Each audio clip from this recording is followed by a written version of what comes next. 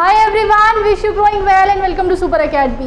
हमने भाग 12 कंप्लीट किया था, जिसमें मैंने आपको वित्तीय व्यवस्था बताई थी, भारत की वित्त व्यवस्था जिसका प्रावधान भारत के संविधान में किया गया है। वो हमने भाग 12 कंप्लीट कर लिया।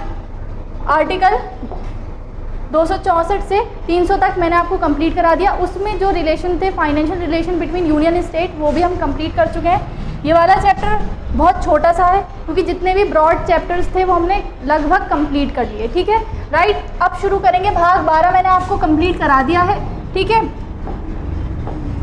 जिसमें हमने पढ़े वित्तीय संबंध। ठीक है, इसके बाद आता है भाग 13। ठीक है, भाग 13 जिसमें हम पढ़ेंगे ट्रेड एंड कॉमर्स के बारे में। ठीक है, ट्रेड एंड कॉमर्स के बारे में भारतीय संविधान में क्या क्या प्रावधान किए गए हैं। ठीक है, ये आता है आर्टिकल 301 से। आपको याद है भाग 12, लिखवा देती हूँ एक बार। भाग 12 हमने कहाँ से कंप्लीट किया था? 264 से लेके 300A तक, जिसमें आपको संपत्ति का अधिकार पढ़ाया था, जो लीगल राइट है। ठीक है, इसके बाद यहाँ से शुरू होता है भाग 13, जिसमें दिया गया है ट्रेड एंड कॉमर्स। ठीक है, अनुच्छेद 301 से लेके 307 तक, 307 तक, जिसमें क्या दिया गया है? व्यापार और वाणिज्य। व्यापार वाणिज्य, ट्रेड एंड कॉमर्स के बारे में दिया गया है। सारे पढ़ने इंपॉर्टेंट नहीं है, लेकिन जो इंपॉर्टेंट है मैं आपको करा दे रही हूँ। ठीक है,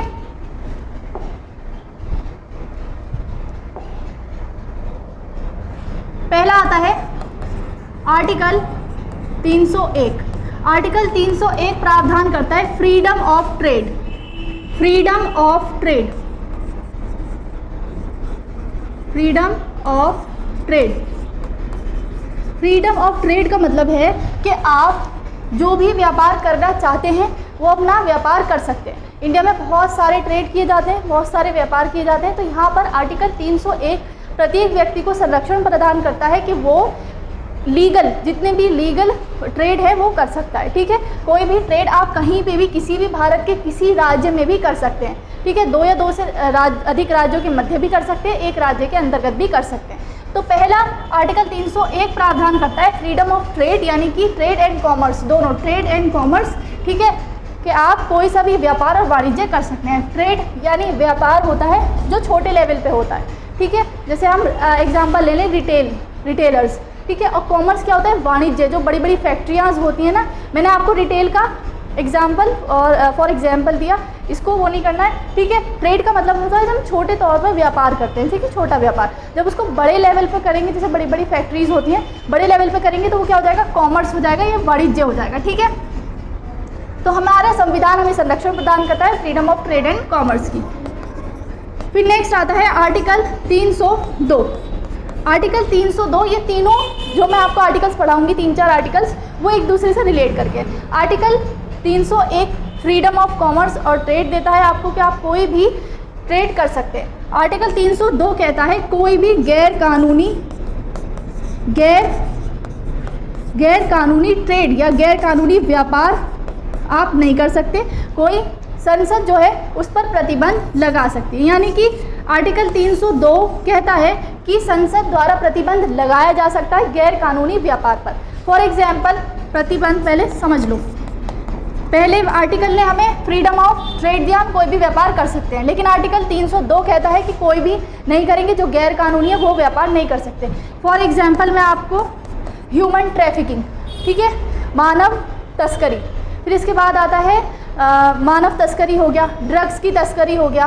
ठीक है, इलीगल शराब का, या खनन माइनिंग भी कुछ लोग करते हैं, माइनिंग का व्यापार करते हैं। जो इलीगल एक्टिविटीज़ है, इलीगल ट्रेड है, वो आप लोग नहीं कर सकते। उस पर क्या संसद प्रतिबंध लगा सकती है? तो वो कौन से आर्टिकल के अंतर्गत आएगा? किसी भी ट्रेड या कॉमर्स पर प्रतिबंध लगाया गया, किस पर आएगा? आर्टिकल 302 के तहत आएगा। ठीक है, संसद भी लगा सकती है और प्रत्येक राज्य में राज्य विधानमंडल भी लगा सकती हैं। ठीक है, किसी व्यापार पर प्रतिबंध लगा सकती हैं जो गैर कानूनी हो। ठीक है, इलीगल हो, ऐसा नहीं किसी पे भी लग जाएगा। ठीक है, नेक्स्ट आता है आर्टिकल 303। आर्टिकल 303, अब तीनों को इंटर रिलेट करेंगे। पहला, आप कोई भी व्यापार कर सकते हैं, दूसरा, गैर कानूनी व्यापार नहीं करेंगे, संसद उस पर प्रतिबंध लगा सकती है, संसद भी और राज्य विधानमंडल भी। ठीक है, फिर उसके बाद आर्टिकल 303 कहता है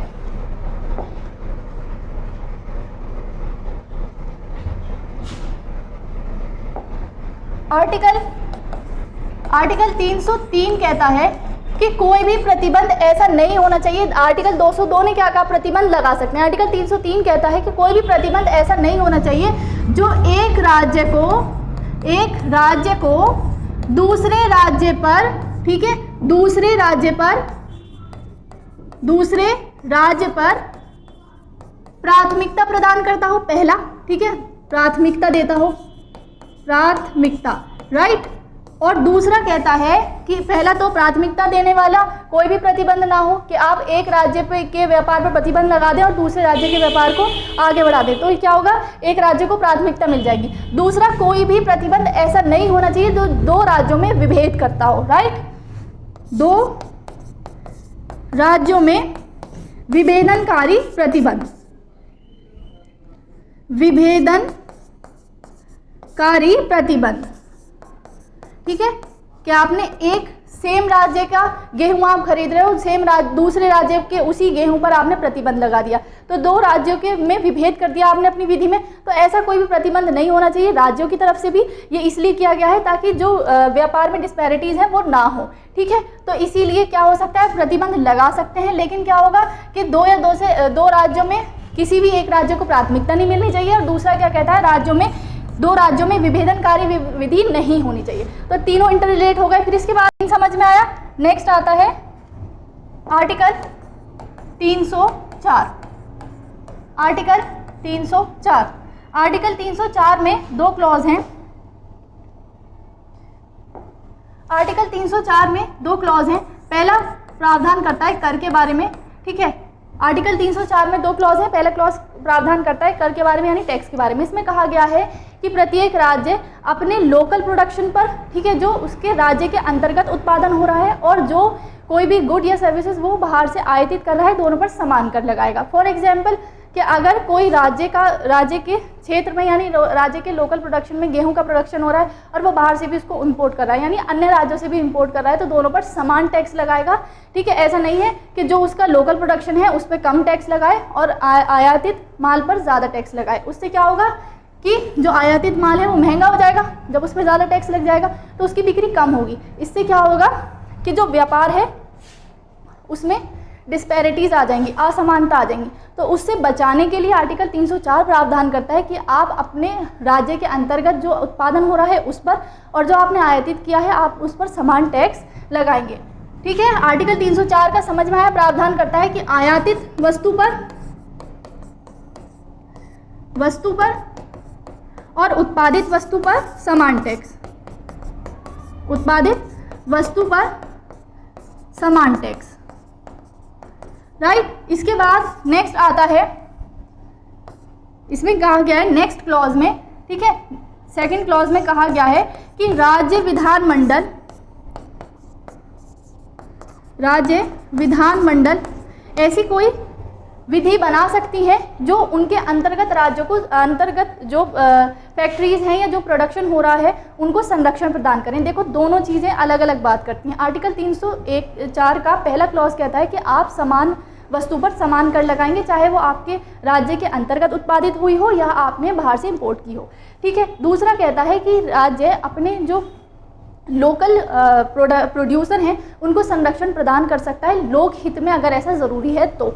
मान लीजिए कि किसी राज्य में गेहूं का एग्जांपल ले लेते हैं, किसी राज्य में गेहूं का उत्पादन है, बहुत अच्छा सरप्लस में हुआ है, पंजाब में सरप्लस में गेहूं का उत्पादन हुआ है, ठीक है। अब फिर वहाँ से बाहर से भी आ जाएगा तो क्या होगा, जो लोकल प्रोडक्शन है उस पर फ़र्क पड़ेगा। इसीलिए कुछ राज्य अपने राज्यों को संरक्षण प्रदान करने के लिए ऐसी विधि बना सकते हैं, यानी अपने उस पर टैक्स कम लगा सकते हैं। कोई भी वो संसद का मामला है, राज्य विधानमंडल का मामला है, ठीक है, वो उस तरह की विधि बना सकती है जो संरक्षण प्रदान करता हो। समझ में आई आपको बात। जो उनके लोकल, ठीक है ना, स्थानीय जो उस उत्पादक हैं उनको संरक्षण प्रदान करता हो ताकि उनको नुकसान ना हो। ठीक है, अगर सरप्लस में प्रोडक्शन हो जाता है या फिर कहीं पर प्रोडक्शन बहुत कम हो जाता है तो उसमें स्थानीय लोगों को संरक्षण प्रदान करने के लिए विधि बनाई जा सकती है जो थोड़ा असमानता पर बेस हो। समझ में आया? ठीक है, तो ये क्लॉज 2 बात करता है, लेकिन इस तरह की कोई भी विधि जो असमानता करती हो, भले ही वो लोकहित में हो, उससे पहले उसे राष्ट्रपति की पूर्व अनुमति की आवश्यकता है। ध्यान रखना है, ये विधि कौन बनाएगा? राज्य विधानमंडल। ठीक है, लेकिन इससे राष्ट्रपति की पूर्व अनुमति की आवश्यकता है। भले ही आपको पता है राज्य के लिए तो राज्य विधानमंडल विधि बनाएगा, ठीक है, अपने लोकल प्रोड्यूसर को संरक्षण प्रदान करने के लिए। तो इस तरह की कोई भी विधि है जो राज्य विधानमंडल में बनाई जा रही है, उससे पहले उन्हें राष्ट्रपति की अनुमति लेना अनिवार्य है। तो इस विधेयक पर, ठीक है, जिसमें संरक्षण प्रदान किया जा रहा है, विधेयक पर राष्ट्रपति की पूर्व अनुमति, ठीक है, राष्ट्रपति की पूर्व अनुमति की आवश्यकता है जब आप असमानता वाला विधेयक ला सकते हैं। वो भी ध्यान रखना है, कब लाएंगे? लोकहित में। ठीक है, लोकहित में, जब वहाँ पर आपके राज्य में प्रोडक्शन सरप्लस हो गया है या प्रोडक्शन बहुत कम हो गया है तो आप स्थानीय उत्पादक को संरक्षण देने के लिए लोकहित में संरक्षण वाला विधेयक ला सकते हैं। अब इसके बाद एक आर्टिकल और है जो इम्पोर्टेंट है, नेक्स्ट है आर्टिकल 307। आर्टिकल 307 प्रावधान करता है अंतरराज्यीय वाणिज्यिक प्राधिकारी,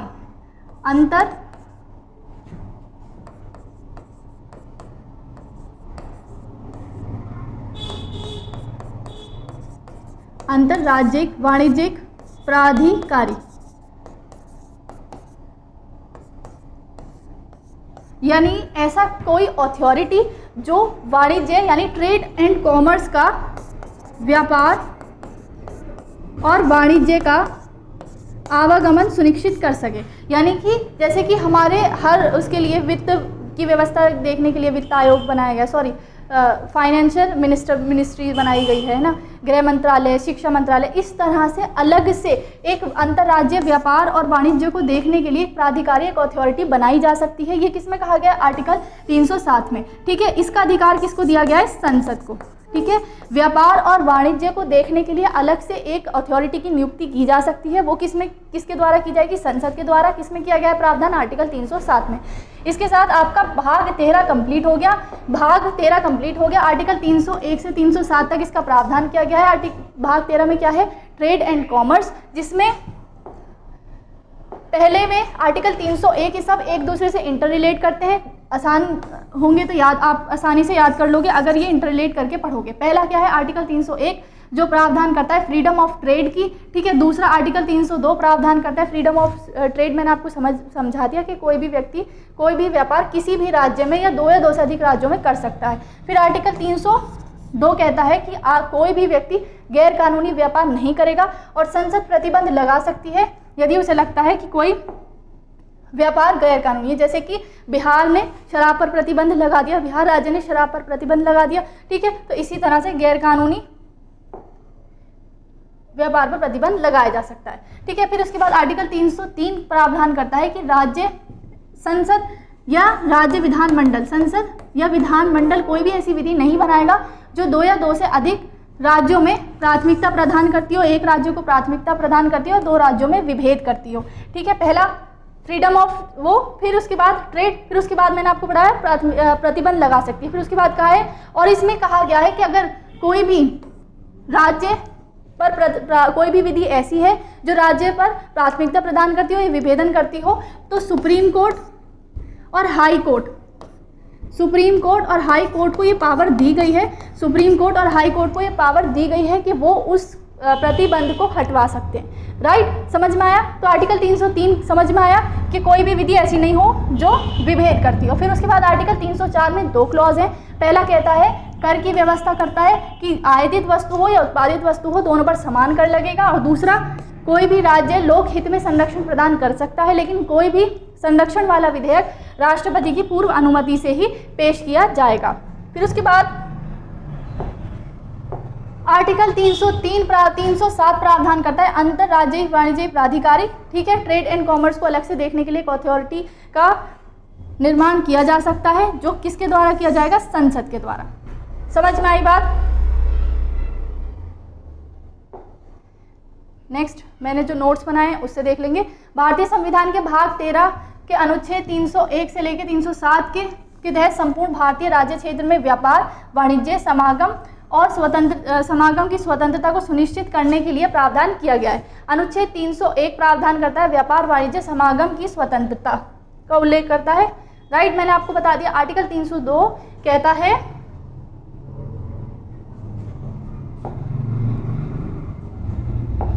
302 कहता है कि संसद विधि द्वारा एक राज्य के मध्य भारतीय राज्य क्षेत्र के किसी भी भाग के भीतर व्यापार, वाणिज्य की, समागम की स्वतंत्रता के लिए लोक हित में, राष्ट्रीय हित में प्रतिबंध लगा सकती है।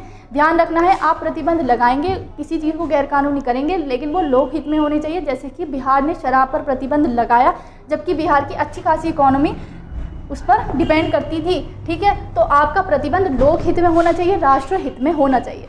नेक्स्ट है आर्टिकल 303, जिसमें सुप्रीम कोर्ट और हाई कोर्ट को पावर दी गई है कि कोई भी विधि ऐसी है जो दो राज्यों में विभेद करती है, ठीक है, और एक राज्य को दूसरे राज्य पर प्राथमिकता देने वाली है, तो वो उस पर रोक लगा सकते हैं। फिर उसके बाद आर्टिकल 304 कहता है किसी राज्य या अन्य संघ राज्य क्षेत्र में आयातित माल पर ऐसा कर लगा सकती है जो उस राज्य द्वारा स्वयं उत्पादित माल पर हो। दोनों में मैंने आपको बताया स्वयं उत्पादित किया है या आयातित किया है, दोनों पर कर समान लगेगा। और दूसरा मैंने बता दिया आपको, वो उसमें नहीं लिखा गया है। ठीक है, संरक्षण विधेयक राष्ट्रपति की पूर्व अनुमति से पेश किया जाएगा। और आर्टिकल 307, इसके साथ आपका भाग 13 हो गया कंप्लीट, जिसमें व्यापार और वाणिज्य की चर्चा है। इसके बाद इसके आगे का चैप्टर कंप्लीट करेंगे, बहुत छोटा सा है। यही जो आर्टिकल्स मैंने आपको बताए इसी को नोट्स करना है। ठीक है, ये आपका कंप्लीट हो गया। Thank you so much.